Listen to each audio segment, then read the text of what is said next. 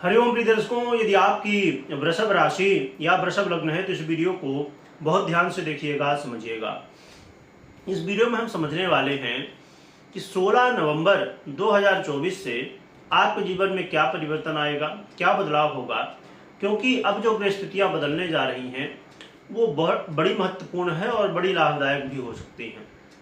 क्या कुछ अच्छा होगा, क्या बुरा होगा, क्या उपाय करने हैं, सब कुछ विस्तार से समझेंगे।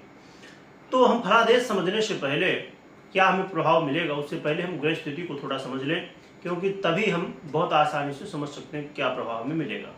प्रिय दर्शकों, हम चर्चा कर रहे हैं ग्रहों के राजा सूर्य की, जो कि बहुत खुशी की बात है कि अब ग्रहों के राजा सूर्य नीच अवस्था को छोड़ के अब मंगल की राशि वृश्चिक राशि में गोचर करना प्रारंभ करेंगे 16 नवंबर से।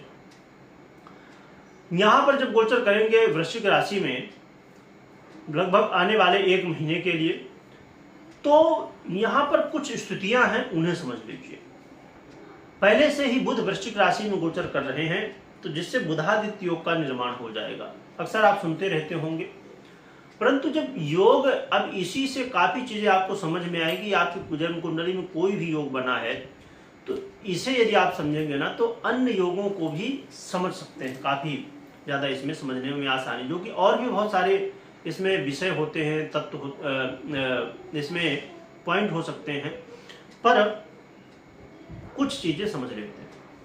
प्रिय दर्शकों, यहाँ पर एक तो मंगल की राशि में बुध है जो शत्रुवत राशि में है, सूर्य अपने मित्रवत राशि में है, और देवगुरु बृहस्पति की भी दृष्टि है जो कि शत्रुवत मित्रवत दोनों काम करेगी, और साथ में यहाँ पर राहु की दृष्टि और शनि की भी दृष्टि है।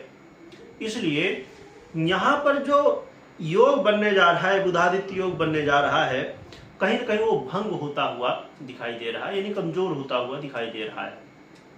इसके अलावा बुध की स्थिति में भी परिवर्तन होगा। 26 नवंबर को बुध वक्री हो जाएंगे और फिर 29 नवंबर को ये अस्त भी हो जाएंगे। इसलिए इसका जो प्रभाव है बुधादित्य योग का, वो तो पहले से ही भंग है और कमजोर है कहा जाए तो, परंतु जब ये अस्त हो जाएंगे और भी ज्यादा इसके प्रभाव में कमी आ जाएगी। तो देखा जाए तो ये प्रभाव, एक अच्छी बात जरूर है कि बुधादित्य योग जो बना हुआ है ये केंद्र में ही बना हुआ है, जो कि अपने आप में महत्वपूर्ण होता है। कोई भी योग बना होता है जो कुंडली में, दुर्योग हो या राजयोग हो, कहां पर बना हुआ है ये बहुत महत्वपूर्ण हुआ करता है। इसलिए आपने देखा कि बना तो ये एक योग है, बुधादित्य योग, जो हम अक्सर सुनते रहते हैं, परंतु इसमें कई सारी ग्रह स्थितियां हैं, तो उनके भी प्रभाव हमें देखने को कहीं कहीं मिलते हैं। आइए समझ लेते हैं क्या प्रभाव देखने को हमें मिल सकते हैं। प्रिय दर्शकों, ये जो समय है आपके सुखों में वृद्धि कराने वाला। आपके जीवन में यदि आप चाहते हैं कि आपके पास घर, गाड़ी, बंगला, इन सब चीजों की जो है तो वृद्धि हो, तो उसके लिए आप प्रयास कर सकते हैं। खासकर यदि पैतृक संपत्ति से जुड़ा हुआ मामला हो, जमीन से जुड़ा हुआ मामला हो, तो उसमें आपको लाभ मिल सकता है। इसके अलावा आप ये भी देखेंगे कि अपने जीवन में आप कहीं ना कहीं बदलाव के ओर बढ़ रहे हैं। बदलाव आपके जीवन में होता हुआ दिखाई दे रहा है।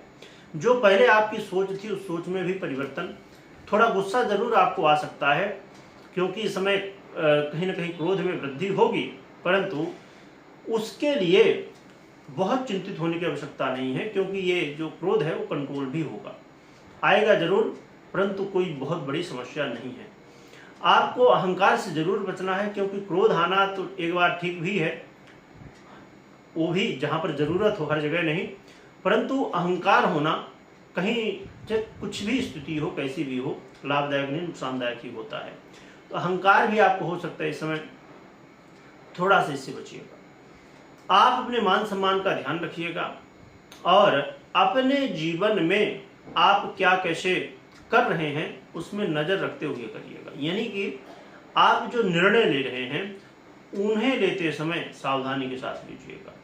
व्यापारियों के लिए बहुत अच्छी स्थिति है। व्यापारियों के लिए धन लाभ कराने वाला समय हो सकता है, और आपके व्यापार में नया नया कोई आप विचार करेंगे कि ये चीज चेंज की जाए, वो चीज चेंज की जाए, ऐसा किया जाए, वैसा किया जाए, मतलब कुछ नया करने की आप सोचने वाले हैं।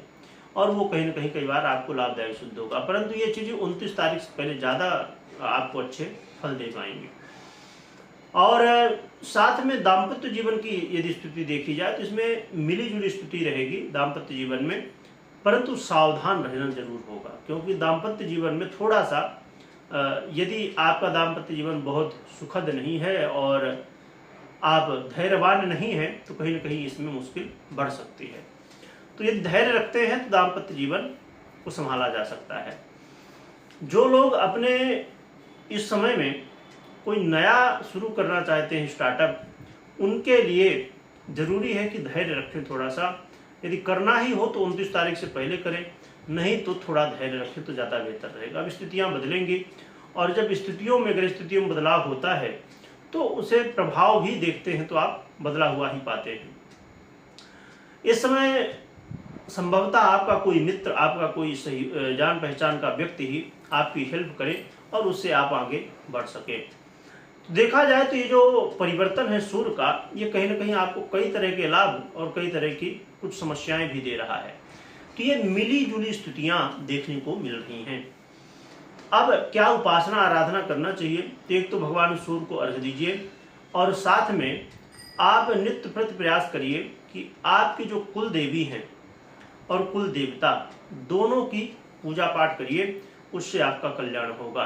कुल देवी कुल देवता का पूजन करिए और बड़ों का सम्मान करिए, माता पिता का आशीर्वाद लीजिए, इससे आपका कल्याण होगा। और भगवान भुवन भास्कर की आराधना करिए, अर्घ्य दीजिए। और इसमें विशेष रूप से ध्यान रखिए कि जितना जल्दी हो सके तो उठने की कोशिश करिए, कम से कम सूर्योदय तक तो भी उठ जाइए तो आपके लिए बढ़िया रहेगा। तो ये उपाय आप कर सकते हैं। कोई महत्वपूर्ण निर्णय ले रहे हैं तो सबसे पहले जन्म कुंडली का विश्लेषण करवा लीजिए या कर लीजिए और उसके बाद ही निर्णय लीजिएगा। वीडियो देखने के लिए बहुत बहुत धन्यवाद।